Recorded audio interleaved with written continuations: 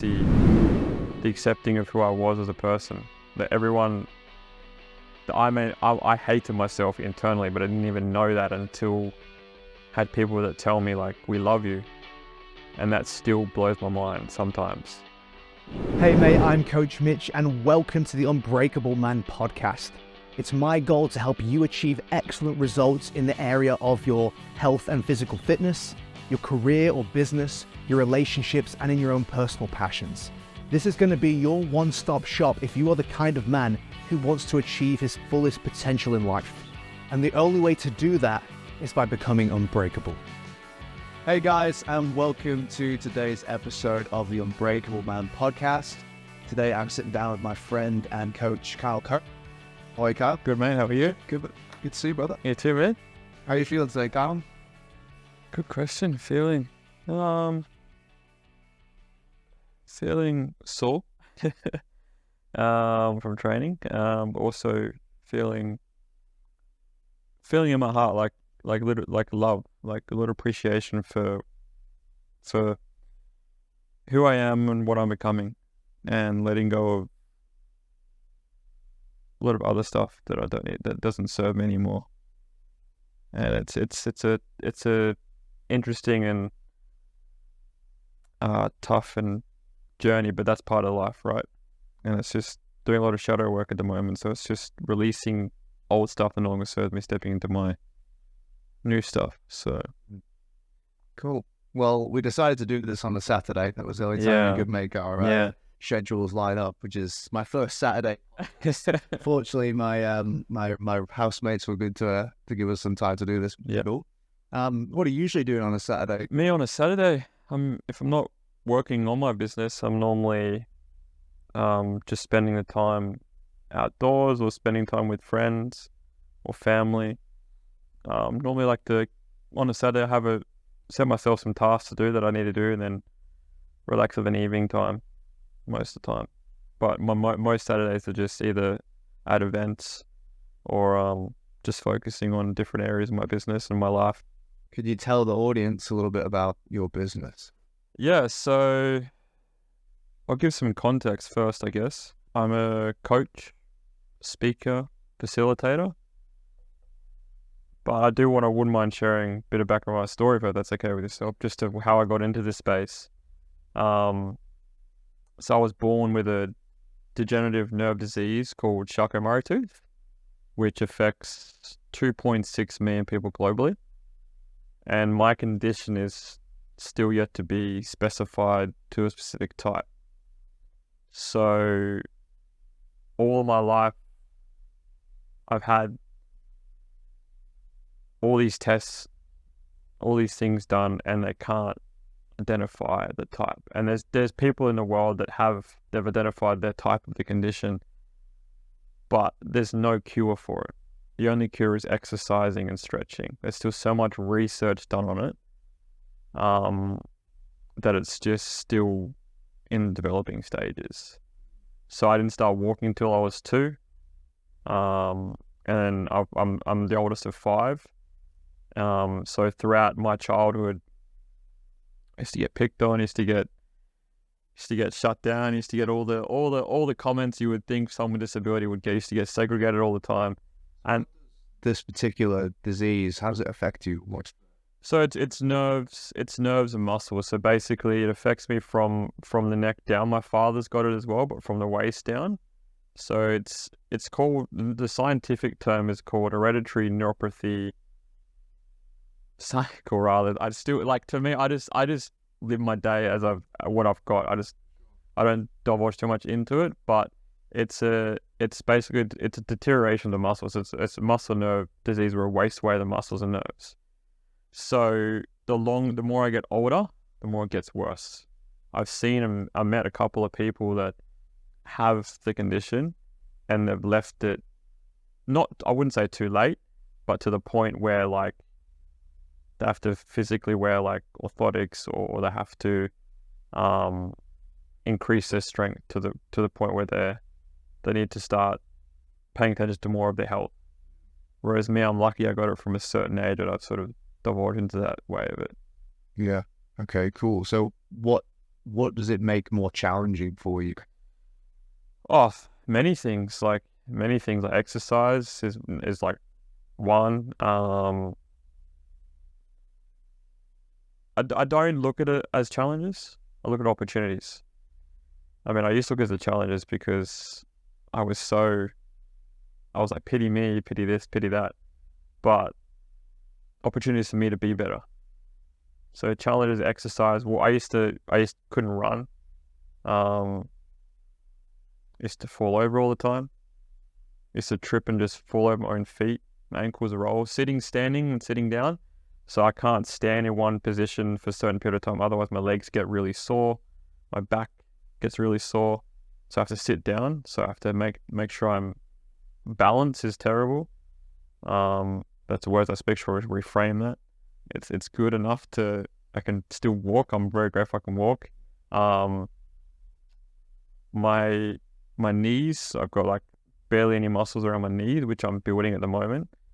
So it's more so physically than anything, but also, I guess nerves as well. So I can feel certain things. I feel much more things more than what people would think I feel because of my nerves are just so touchy in my body as well. Yeah, okay. So what was the impact of that growing up? You were sort of just about to touch. Yeah, so the impact of that growing up was just I would get picked on by my brothers and stuff like that because I was like really didn't, because I was like had a condition, I guess, in a way. I wouldn't be able to do things like, for example, exercise in school or sport. Verbally picked on, bullied, and also just shut down a lot. Like I'd say something and I wouldn't be able to talk about something because someone would like take it the wrong way or something like that. So that really led to me just closing off. I had low self-esteem. Didn't want to associate anyone. Thought I was sometimes a loner. Didn't want to just distance myself from people. A lot of I wouldn't say it's depression because I don't think I've ever suffered from depression, but I know that I had some aspects of it, like whether it's bipolar in a way. I'd just stripe someone for no reason at all and just think people were having a go at me because they hated me for the way I looked and what I said and everything like that as well. So, and that was massive. Like it took me, and you don't realize when you're younger, those words mean so much. You don't you keep it. It's unconsciously you're keeping it in your system, in your. But then when you get older, it plays havoc in your life when you get older. And so I've had to work a lot on reframing everything that I do in my life. Different aspect of it. Definitely. So what was that reframing process like? I think I mentioned this to a couple of, it's always around people when you surround yourself with them, right? Like when we're young, like in adulthood, we like to party and enjoy ourselves and stuff like that. Like my mates would give me shit, I'd give them shit back and forth. But to the point where sometimes a band would get a bit too much. And you don't say anything because you're like, oh, yeah, my mate, I love you, bro. But internally, I was being destroyed inside. And the shifting point for me was, I guess, getting into all the health and fitness side of it and getting into a lot of personal development stuff. Like as soon as I left school, I've always loved learning. I love school purely because of the learning side of it and because I can connect with people. And I've never stopped learning. So as soon as I left school, I went to university, all the other stuff. But in the meantime, between that time, I was also going out drinking, partying, doing all the stuff that we should do when we're younger, right? And then in that period of space, I met a gentleman by the name of Brendan who really helped me in regards to getting into exercise, fitness, healthy eating. And he sort of supported me in a way that I didn't really support myself. He saw something I didn't see in myself. He loved me for who I was. And most of my mates do, and I'm very grateful for them. But we'd constantly talk. And then that's just sort of shifted the way I looked at my own life and just got me into, he allowed me to become more confident in myself in a way. So, and the realization hit a couple of years ago when he died in a military accident, tragically. And I was like, oh, fuck, where am I? He lived his dream in the military. Where was I at with my life? And I didn't realize how much love he had for me until he left. So now, going back to the business, is I'm a coach and speaker. So now I help millennials create self-love, grow their confidence, and discover the potential inside. Because I never used to know what my potential was until I really done a lot of work on myself and actually discovered it. And the purpose is to raise the consciousness of humanity around disability for love and acceptance. Yeah. Because we get to define ourselves, no one else. As long as you put the work in to be better and do better, you're always gonna improve any aspect of your life. Absolutely. I think it's very easy for other people to put labels on us as well. Yeah. Right. And I think that if you accept those labels, whatever they are, then that's going to be the thing that reflects in your life. Whether you accept it, not the label itself, whether you accept the label, you know, and that's I don't even begrudge anyone for doing that kind of stuff, because I think as human beings, we're just like categorizing machines, basically. We see something, we want to try and understand it and explain it as quickly as possible. And then we go, okay, this guy's like this, he goes over here in terms of his personality and what he's good at, not good at, and all these kinds of things. And that's just what we do naturally, I think. But if you accept someone else's assessment of yourself as gospel, then you're just going to live to that and no more than that. So, you know, obviously, you're on the Unbreakable Man podcast, and it's all about becoming an unbreakable man. And in order for any one of us to become unbreakable, we've got to define who we want to be. You know, not who people say we are or what's expected of us necessarily, but what would we like to see for ourselves in our life, and who do we need to be in order to create that outcome for ourselves. So, where do you see yourself going? I see myself sharing my mission of just not letting anyone define who you want to be in life. Because the more you can work on yourself, the more you can develop in every area of life, the better you become. If you can improve yourself 1% each day, that's all that matters. It's not about everyone else around you, but I see myself speaking to people and sharing my own experience, my own life experiences, to help them be better, help them do better. And also being able to facilitate that in a space that's going to allow them to have that permission to share. A lot of people don't want to share their story because they don't think people will resonate from it. But sharing is always caring, and someone else will get some piece from it.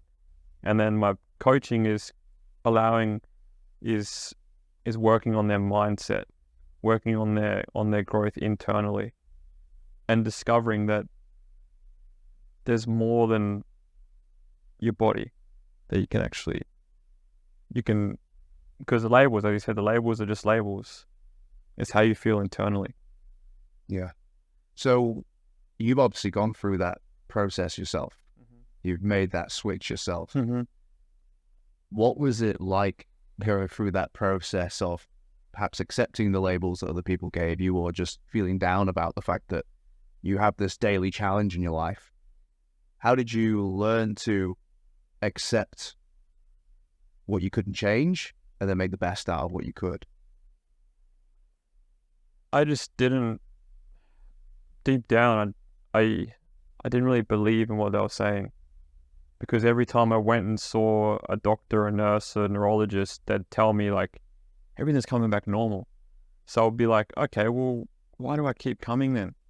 Like, obviously it's research, I get up, and I'm all for research, but they want to do study after study, and then they want to do tests on me to identify this. But then looking into it, I was like, there's no need for me to keep utilizing my time when I know I can work on myself to improve myself. So I literally just had that belief inside of me that I knew that I could change.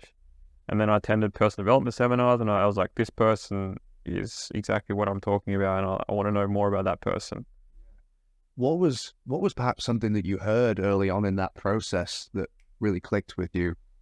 And I'm going to shout out to Dr. Espen here. If it is to be, it is up to me. And everything in your life happens for you. And those two pieces that he said, I was like, this guy's onto something. And he related it in a scientific way, but also in a logical way for men to for myself to comment. I was like, okay, cool, he makes sense. And that's through doing certain work as well. And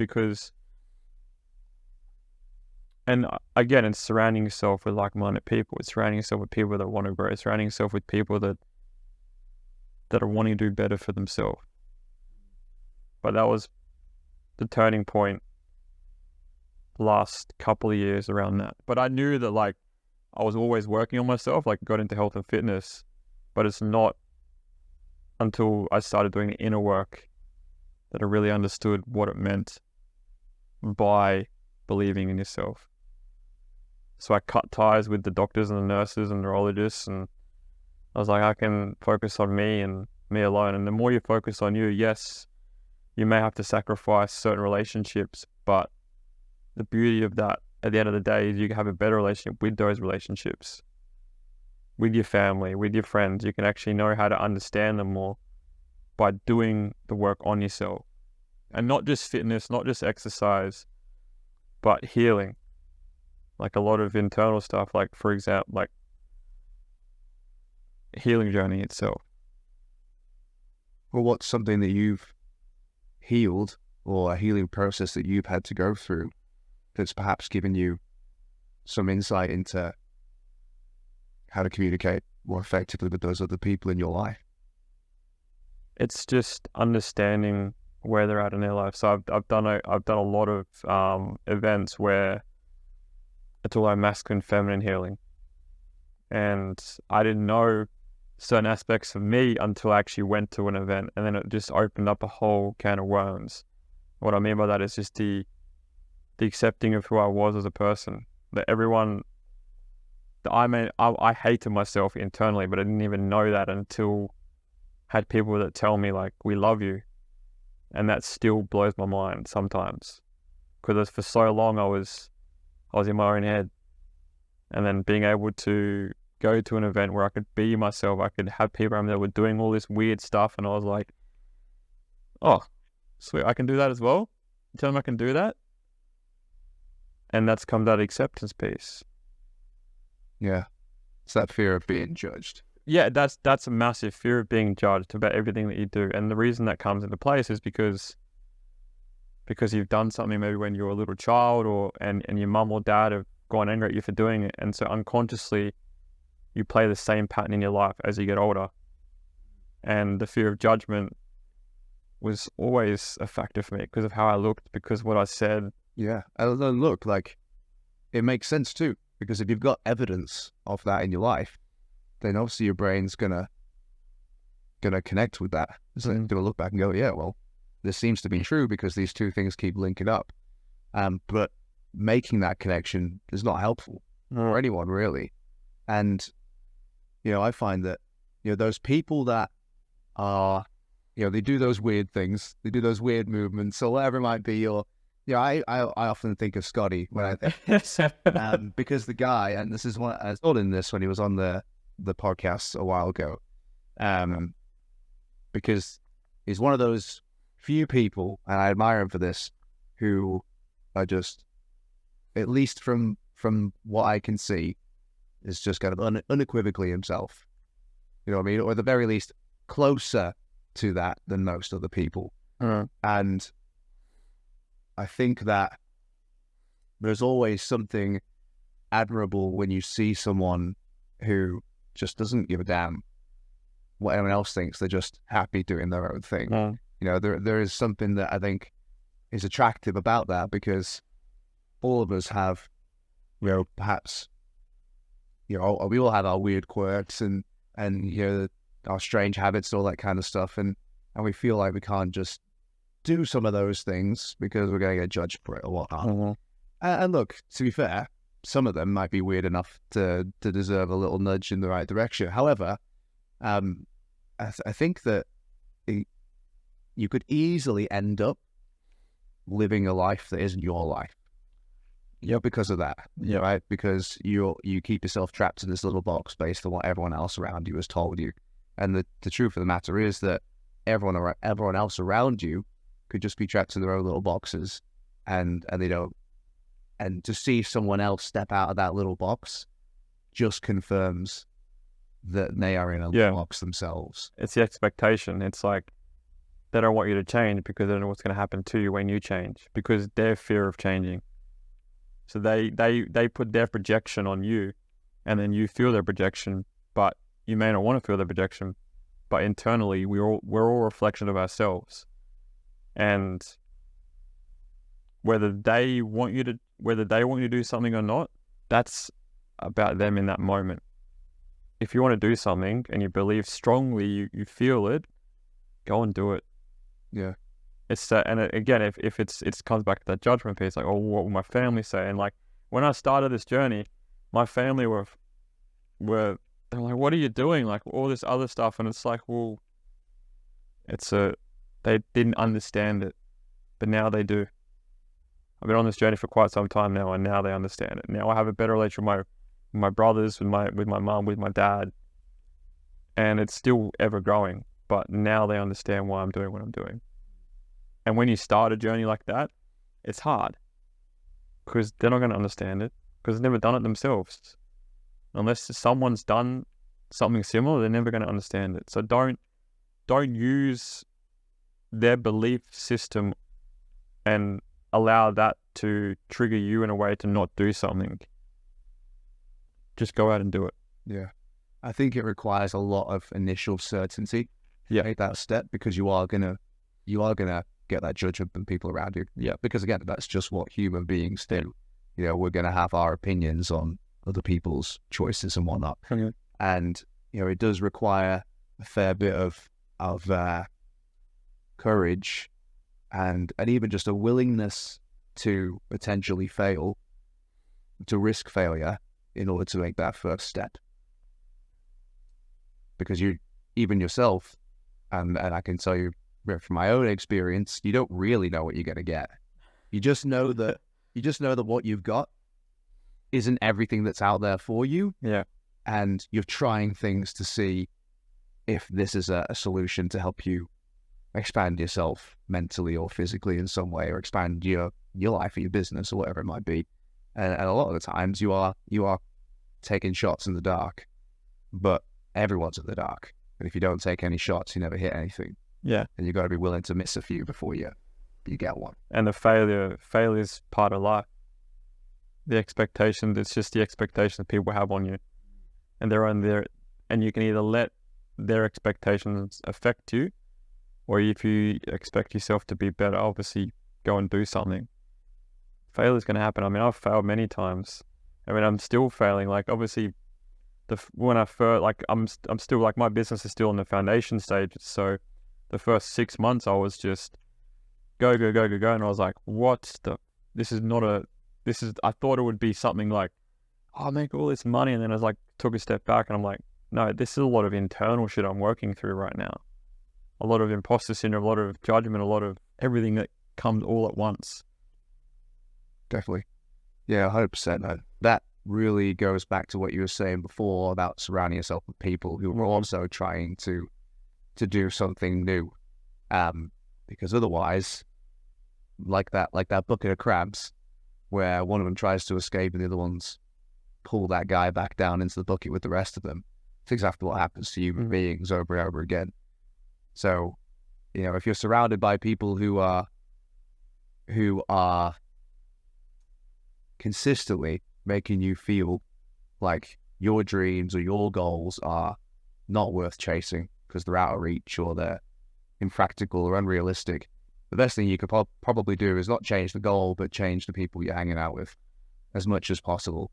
Start getting around people who are asking questions like, okay, cool. Well, that's awesome that you're going to do that. Well, what's the plan? How are you going to do that? Okay. Can I connect you with someone who might be able to help you take that next step? You know, man, that's credit. Yeah. Most people don't have those kind of humans in their life. It really sucks. But when you start getting around people like that, God, life becomes so much easier. Oh man, I've literally had a similar conversation with my flatmate about this, and like, it's they don't want to see you because they don't understand what you're trying to do, and they're only going to bring you down because they're not doing anything with their life. As much as that may sound harsh, at the same time, it's the reality of things. And when you can surround yourself with the right people, those opportunities come left, right, and center. And it's so easy. Man, I was like, oh, this is so hard. I can't do this, I can't do that. But I'm like, no, I switched that to how can I? Yeah. By speaking to people that you surround yourself with. Yeah. You know, a lot of people think it's either get X or get Y. It's like, okay, well, maybe there's a way you can have both. Yeah. You know what I mean? That actually really connects it well with what I wanted to talk to you about today. And that is that our mutual belief that the greatest disability that anyone could have is a negative attitude towards life, or, you know, some of those limiting beliefs, I think, are the greatest disability that anyone can walk around with. You know, way more than being in a wheelchair, way more than any genetic disorders or anything like that. If you've got a negative attitude, you're going to be one of those people stuck in their little box for their entire life. And so if we can work on, if you believe that, I can wholeheartedly hope that you take this on board, and maybe you need more evidence in your life of the truth within that. You know, Kyle, I think you're a great example of that. You know, I also had a guy on here called Dr. Dinesh Pilipana, who's a resident at Gold Coast University Hospital, who's in a wheelchair from a car accident that he had whilst he was going through med school. And this guy is one of the most positive and happy people I've ever met, you know, and inspiring in all of those ways, you know, and he can't even get in and out of the car himself, but he has more impact than 99.99% of people are ever going to have in their lives, you know, because the thing that he still has and that no one can take away from him is his attitude, which is one of the beautiful things about it. So for yourself, man, when you kind of consider that statement, you know, the greatest disability anyone could have is a limiting belief or a negative attitude. What are some of the first things that come to mind for you? Looking back, it affected me dramatically. Like didn't want to do anything. Like I just had no hope. Like I was studying at the time, but I'd get home from study, I'd pass university, I'd like just pass university because I was like, yeah, I love learning, but I'm here for like past it. And then I'd go home and I'd drink like of a week. And look, don't get me wrong, like obviously you want to enjoy that time when you're young, but I just didn't know what I wanted to do, didn't know where I was going. I was lost. I was always negative self-talk. I was like, don't want to do this. I can't do that. I don't want to go out. Because of this reason. I make up excuses of not to do things when deep down, I just hated myself. When deep down, I just didn't want to be associated with anyone. Deep down, I felt alone. And that negative self-talk had really dividends on my life, because to the point, obviously, looking back now, that my condition, that wasn't even serving my medical condition I've got. Like it's affected me now. I've got a lot of stomach issues. I got a lot of internal stuff that I'm working through, that I'm dealing with now, that I'm trying to improve in my life, and dietary stuff. And I had no energy.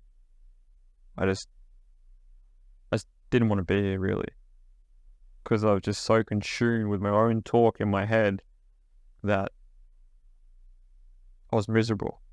And I'd take prescription drugs for pain back pain, leg pain, joint pain. I used to smoke weed. That was the only thing that helped, smoking weed. And obviously it's medicinal, it's medical. The one thing that really played havoc was just my relationships with people. Much as it was an awesome relationship, it wasn't a relationship I wanted. A relationship with myself. And going through that phase of life, it limited me in anything. Like when I was training, my mate would be like, I can't do that, I can't lift that, or I'd have accidents all the time when I was training. Like when I started training, I'd like train in the gym, I'd have accidents, I'd like hurt myself too much all the time. And my mate would be like, no, you've got this, and I would just be like, no, I don't have this. Whereas now, it's complete opposite. Yeah, absolutely, man. I think it's, the attitude that you have, it's like you put a filter over your whole life with whatever attitude you have, whether it's positive, negative, bad. It colors every single interaction that you have with yourself, with other people, in the areas of your life that you're interacting with consistently. And yeah, if you're walking around with all these self-imposed limitations, then you're absolutely not going to take action. No, you already know it's going to work. Yeah, I said I'm not going to do this, not going to do that. I can't do that. Why should I be able to do that? I've got a fucking disability for all sake. I can't, because that was the limitation, that the label that I got put on. During school, they wouldn't let me play sport. I'd be put in this room with other people with disabilities and just do extra work. And obviously internally I wanted to be out there, but they just treated me like I was a condition. It shouldn't be like that. Everyone should be accepted. Everyone, we're all a reflection of ourselves. Everyone should be coming together as one and just being able to communicate that with love and not give someone shit for what they're going through in life. Everyone's going through their shit in life. If you confront it and you know what you're going through, yes, be there for them, not give them shit about it.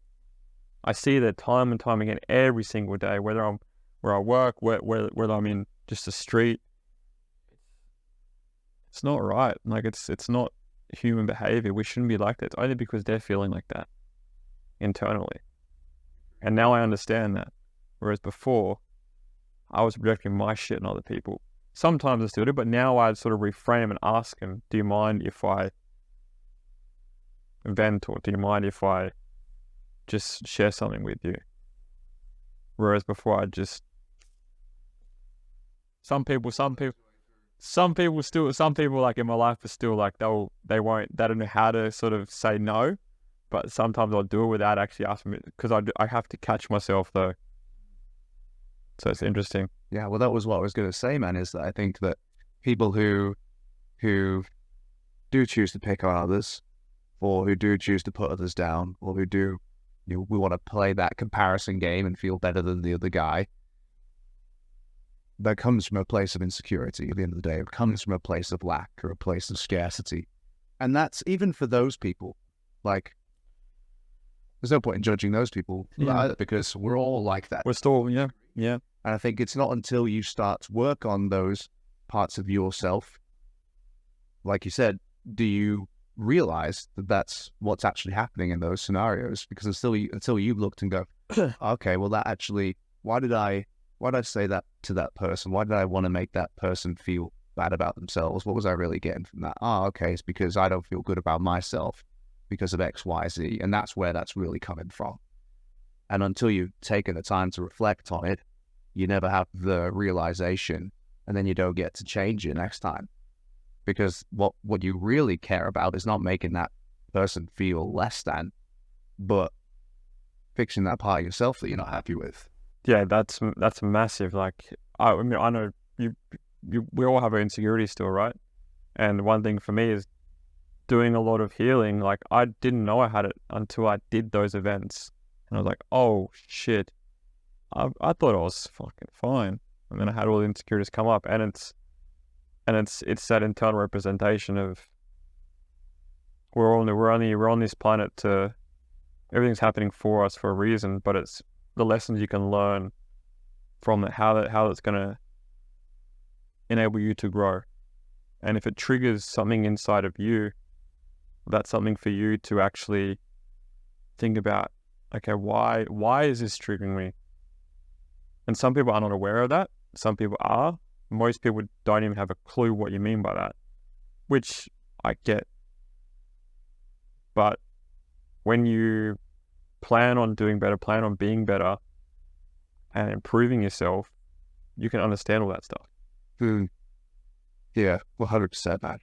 It's interesting that you say that you didn't feel like you had any insecurities before you started that process. Mm-hmm. And that's probably pretty accurate, especially for a lot of men.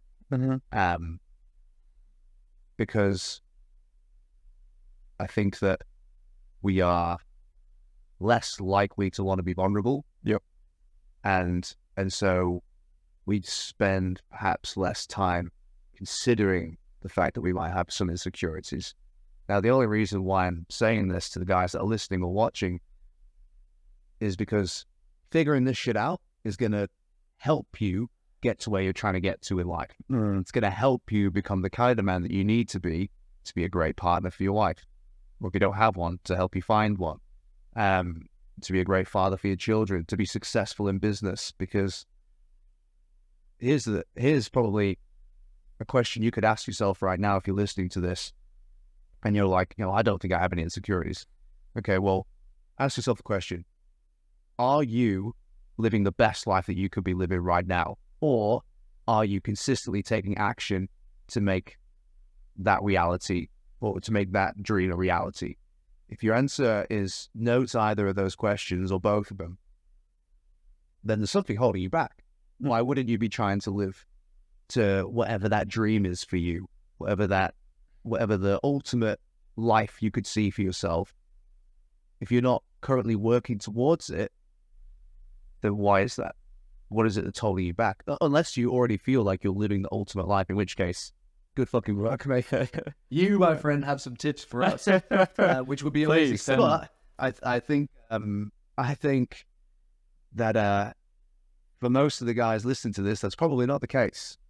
You probably do have things in your life that you wish were different, or there's things that you wish you were better at, or things that you would like to remove from your life because they're not healthy, right? And there's something stopping you from doing that. Well, that's probably an insecurity. That's spot on. Like, I mean, just reflecting on that, like it's a subconscious thing. Sometimes you don't even realize you're aware of it, but there's something there that's stopping you from doing it. And my big piece for people listening is stop and look in every area of your life. Where could you improve it?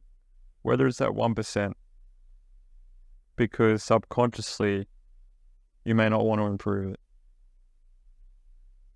Because whatever the conscious mind gets, the unconscious mind receives. What do you mean by that? So I think I might have to reframe the wrong way around. But so if you want something unconsciously, if you want something consciously, the unconscious mind will get it. If you want money, the unconscious mind, no, I don't want money.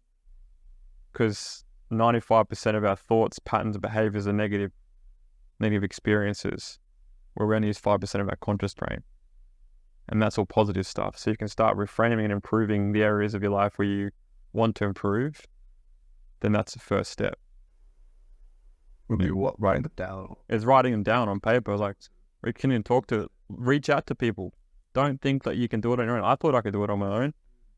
But that was definitely. Well, I guess that's that insecurity thing. It's insecurity, yeah. I want to talk about my goals because that means that I'm not just when I specify the conditions for success, I also inadvertently specify the conditions for failure. Yeah. Because it's anything that isn't success, right? Based on what we've just said. So the second you start to talk about your goals or voice them to other people, and time goes by and you're not doing any work towards those goals, then those people now know that you're failing. That's very true. That's a good piece. And they become aware that, hey, well, Kyle said he was going to do this, and nothing's changed in the last 6 months. Well, that means something's holding him back, something's stopping him. It starts those insecurities start to become more. Other people become aware of those insecurities that you might have, and we don't want that to be the case. It's true, because I've expressed that to certain family members, and they're probably looking at me like I'm failing, but failing is a part of life. You've got to fail to get back up. Yeah. Well, I mean, failing is, in my opinion, is characterized by not trying more than the result itself, because there's a lot of trying that goes into a particular goal before any result gets. Yeah, exactly. Any result comes to life, right? I'll give you an example. I'm running the 4th Unbreakable Man retreat in September, and I've run 4 events, and I can tell you the first 3, if I'd made a profit, it might be like $100. You know what I mean? But that's not the point. The point is I'm gathering experience and my ability to coach people on that level with each passing event. And then one day I'll be able to turn around and I'll go, wow, I just made 50 grand in a weekend. That's sensational. And people are like, oh, wow, that's crazy. Well done.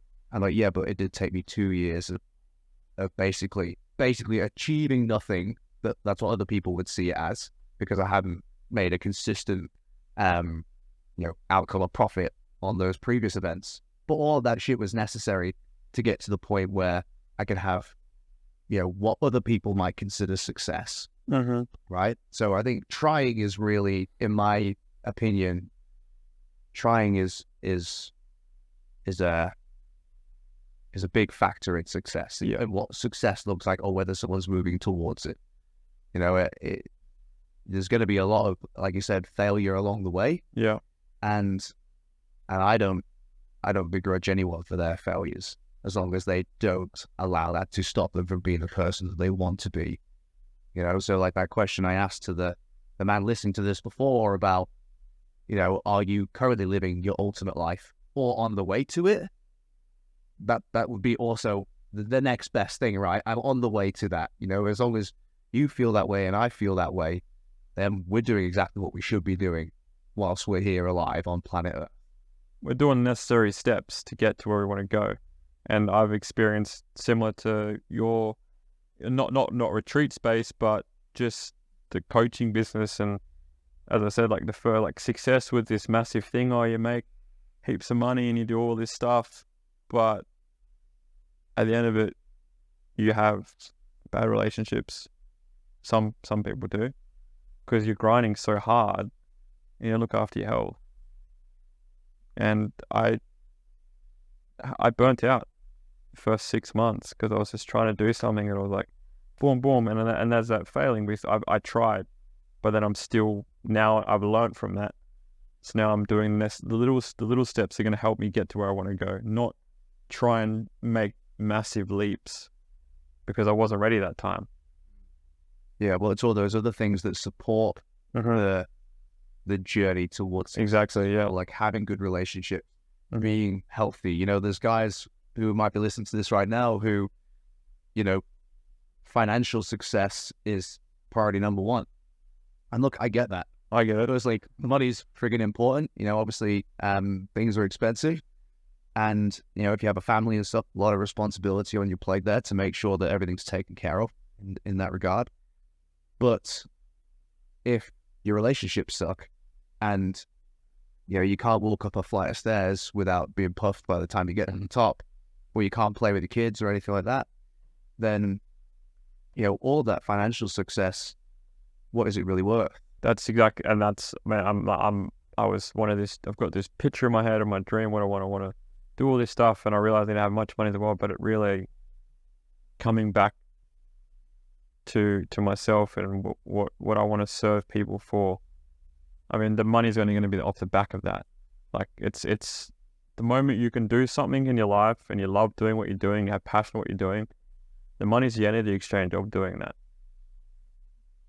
You can try and make as much money as you want, but there's got to be a purpose behind it. Yeah, money's a consequence. Consequence of your actions that you take. If you can make that the case, that's great. Again, it's most people's mindset, and this again could be a very disabling mindset. Yeah, exactly. I either get X or Y. I either get financial success or happy, beautiful family life. Why can't you do both of those things? If you instantly decided that those two things are separate from one another, then you're only ever going to have one or the other. And I think that, to be honest, to have a beautiful, amazing family life and to be the father that you want to be for your children, you need to have financial success. That's part of it, because firstly, you've got to provide, and then secondly, you want your children to have financial success, and you can't give something you don't have. I mean, you can't teach something that you don't know yourself. So the question is, how do I achieve both of those results in that particular scenario? But to have a mindset of either or, again, is one of the most disabling mindsets you could have, right? You're not able to produce that outcome because of the mindset that you have. And ask yourself, how can I create financial success and also a loving relationship with my family? And that's just asking the right people. Man, whenever I'm trying to do something that I don't have that much experience in, my first question is, who do I know who could point me in the right direction? Always my first question. I'm going to take that for next time. Sometimes I get in my head sometimes as well, as we all do. Man, honestly, something happens in my life, a problem occurs, within about 5 to 10 minutes, I've sent 3 messages. Honestly, almost every single time I'm connected with people say, what do you think about this? Or how should I best respond to this? Or blah, blah, blah. And, you and I are both fortunate enough to know a couple dozen people, perhaps, who we could reach out to get, some sage advice from, or even some physical help from in certain situations. So I think that old adage of your network is your net worth is a massive thing as well. Yeah, very true. Didn't know. Again, that's an old saying, but it's wasn't your network. Your net worth is your network. It's true, man. Didn't know what it meant until it's that old saying. Who you connect with. Yeah, absolutely. So, in terms of going back to kind of the theme of the conversation of the most disabling thing you could have is your limiting beliefs or your negative attitude. What are some really enabling beliefs or attitudes that you've had to develop in your life to help you start to move in the direction that you're looking to go in? One most important one would be, if someone else can do something, why can't I? Like, if I see someone doing really well in business or doing really well in relationships, I'm like, how can I do that? I now switch it from no longer I can't to how can I? And that's been a massive piece. Like, I look at things in my life and I'm just like, okay, that person's doing that. I give them a love and appreciation for who they are and what they've become. Because if they can do that, so can I. Yeah, it's like, that is a great point, man. I'm really happy that you said that. Because, for example, if we go back to the guy who thinks that you can either have financial success or family and relationship success and health success. Yeah. We go back to that man again, because I think most of the men that I work with are kind of like that. Yep. It's trying to find the balance between those two things. And for the guy watching this who really doesn't think that's possible, the question, based on what you just said, Kyle, is, so you don't think that there's another man on this planet who works as hard as you do, who also has great health and a happy relationship with his family? You don't think there's anyone out of the 8 billion human beings on this planet that has the thing that you say is impossible? Not one person.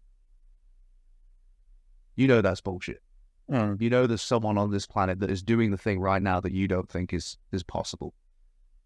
So if you know that's true, then you have to concede that it is possible, and that the only thing that's really stopping you is yourself. And it's sometimes you may not know this, but it's your own thoughts that are clouding your perception of what's actually reality.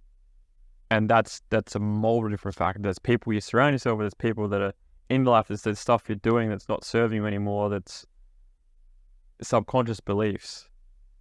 And if you can take the action and actually own up to the fact that it's you, that's when you can start making changes. Don't blame anyone else. The moment you start blaming everyone else, you're living in effect of the problem when you're the cause of the problem. Yeah, again, that's that disabling mind. Exactly, yeah. You are disabling your ability to get to where you're trying to get to, and have those two things that are important to you at the same time. But that's such a good point, man. Exactly. If someone else can do it, then that means it's possible. It's possible, yeah. Nothing is impossible. Everything's possible. We've got to start out with that belief. Yeah. I think that's the foundation, is it can be done. So then obviously the next question is, and you've asked it like 10 times, it's your favorite question, how can it be done? How can it be done? How can it be done? And then it's like, once you are clear on what you need to do, then it's actually doing the work consistently. Because that's a massive thing that stops a lot of people too, is that this could take you some time. And for the fellas who hear that and go, God, I got to spend the next 10 years to get this right. It's like, bro, you have 60 years of your life left. And you're either going to spend the next 60 years in your little box with your disabling mindset, or you're going to spend 10 years breaking that box down, having an enabling mindset, a positive, expansive attitude, and then you're going to spend the next 50 years of your life as that person, doing all the things that person can now do. Of those two options, what are you going to pick? It's got to be the second one, hopefully, you'd think, right? But most people, if it's hard now, then they don't want to do it now. You know what I mean? It's that hump you've got to get over of, let's do the difficult internal work right now. Let's discover this shit about ourselves. Let's have those difficult conversations. Let's address the parts of ourselves that detain us in our lives. And then once we've been able to break free of those things, now we can finally start living the kind of life that we're really looking for. But those things take a lot of time. I'm still on that journey. Same, yeah. A lot better than I was. But there's definitely still walls to be broken down. But I couldn't think of anything that's more valuable in terms of how you could use your time. It's making sure you prioritize your time. I mean, I'm still on the same journey. I thought it was going to saw someone do it in 2 years. Like, it's going to take me 2 years, easy. And then I was like, nope, definitely not. Because I didn't do any of the internal work. And they say the reward you see it 12 to 2 years later, the stuff you do now. Yeah, that's right. It's very true. I think that you can't compare your journey to anyone else. Exactly. And I was comparing my journey to everyone else's. I wasn't actually comparing my journey to where I was at in my life because of that judgment. I was like, well, I was just so afraid I was looking at other people and I was perceiving other people's journey for what I didn't want really what was my own.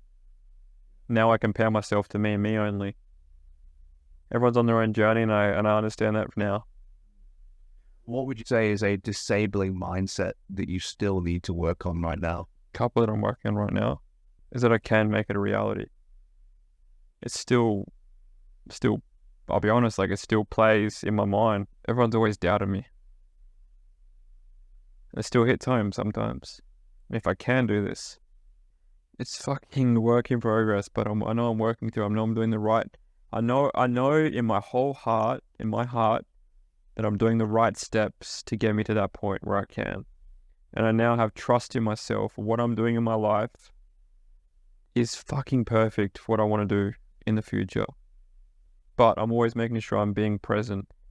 That's just I can be successful because all my life I've been told that I can't be this, can't be that, I can't do this, can't do that, even from family. But now I know it's only their projection. They don't want me to change. They've seen me change. They've seen they always compliment me Now I see them like, oh, you're looking so well, but my job's not. I'm never going to be finished. I'm never going to stop until I. It's never finished. Like the work we do, it's always going to be growing, and I know I need to work on that mindset, and I am working on that. And then another one is the relationship piece, not with myself, but with someone other, because that's something that I've never had, and I don't think I was ever ready for it. And that's because it's something that was ingrained in me when I was a child. And like, I appreciate my mom and my dad for who they are, and they're only teaching me what they only knew at the time of how to raise me. But I'm ready. And I've been ready for quite some time, but it's just, now I'm open to receiving. Whereas I wasn't ready back then. I still have my own insecurities, and I'm ready to grow. Like I'm never going to stop growing, whether that's in a relation, whether that's in business, whether it's anything in life. So the two pieces I'm working on right now are just, probably would say belief that I can do it. What you said after talking about doubting yourself, and after talking about how people have always doubted you, I believe the foundation of your strength from what you said was that you know in your heart that you're taking the right steps. Yep. And I never knew what that felt like. Never knew, like, the moment I said that, I felt it. The moment I never used to feel that, because I was so clouded, because I was doing all the stuff that I shouldn't have done. Yeah, I think that's a difficult feeling to describe to somebody who hasn't had it before. You know, because for the fellas that are listening to this, watching this right now, I really think that when you're trying to do something very unique that the people around you don't necessarily approve of, or just can't really see, understand, result of it, right? You're just going to have a fuck ton of internal self-belief. 100%. That's massive. Doesn't mean that you believe you're going to nail it the whole way. I think from my own personal experience, what that really means is that you may not know how you're going to do it. You may not know exactly how it's going to look when you've achieved it, but you know with a degree of certainty that's hard to explain that you don't want to do anything else, right? So you're just like, well, I don't really, look, I want this to fucking work, but if it fails, at least I was still doing the thing that I really love doing, that I was meant to do, that just feels right to me. Yeah, exactly. And that's a big piece, because that's what I'm all about. If it feels right to you, go ahead and do it. But I don't think that anyone could know what that inner feeling of, this is exactly what I should be doing with my life. Yeah. I don't think you can feel that until you've done the work, until you've done the internal work. And that's actually a really good point, because I never felt that until I'd done the work, until I started the internal healing work. And like, I'm sure you're fully aware of it, like there's people in our space that are still doing it. Like, I'm still working on myself. I'm doing a lot of stuff like that. But I know that I'm doing it for the right reasons now. I wasn't doing it because I was lost and was other stuff. Now I've done a lot of work. I'm doing the right things that are going to help me project forward. Whereas before I was just jumped into it. Yeah, which is how it starts. That's how it starts, man. That's exactly how it starts. It's you have a us men, we get hit by it's all that, as Scotty always talks about it. It's the feather, the brick, and then the bus. We get tickled by the feather, and the brick. Someone throws a brick at us, and then we finally get hit by a fucking truck. And for me, that reality was lose my best mate, and that's where it started. From there, I thought I was fine. And look, if you're listening to this, if you're watching this, I was once in your shoes until I am where I am now. Yeah, nice, mate. Well, my last question for you, man, is who would you say has been the biggest influence on helping you make these shifts in your life or decide to go down this path? That's a good question. I have one answer to it. Me. Where would you say that internal conversation really started then? Almost 2 or 3 years ago. I wouldn't say I've lost, I've lost family, but I think losing someone that's so close to you, that always wants the best for you. And family, you want the best for you all the time. I get that. I knew I needed to change because I knew I wasn't living the life that I wanted. I wasn't living in line with my values. I wasn't living a life that when I die, I want to know that I want people talking about me, about the life I lived, instead of being buried 6 feet under and the life I could have lived. And that's a massive realization. It still hits home. It's like, am I choosing the life that I want to live, or am I choosing other people's life? And then I got nothing to show for it. And that could be another thing that you might use to reinforce the actions that you're taking and the decisions you're making when some of that self-doubt comes up. And that's I come back to my heart, and it's like, is this going to serve me? Is this going to allow me to move that needle forward, or is this going to put me back in a direction I don't want to be in? So everything I do in my life now, I make the choice to make sure it put him in the direction I want to go. Beautiful. Thanks, Kyle. Thank you. Appreciate your time, brother. Thank you. Hope you enjoyed that episode, guys, and I look forward to seeing you on the next one. Cheers. Hey mate, I hope you enjoyed that episode of the Unbreakable Man podcast. If you did, it would be absolutely fantastic if you could leave us a 5-star review, because that's going to help us get our message in front of more men who need to hear it. Now, if you have some feedback for me, I'd love to hear that too. Comment down below. And if you just need some mini doses of Unbreakable Man motivation throughout your week, then you can follow us across all social platforms. On Facebook, it's Unbreakable Man Challenge. On Instagram, it's Unbreakable Man_challenge. And on TikTok and YouTube, it's just Unbreakable Man. Your support would be absolutely invaluable. Now, last but not least, do not forget, men aren't born, they're built.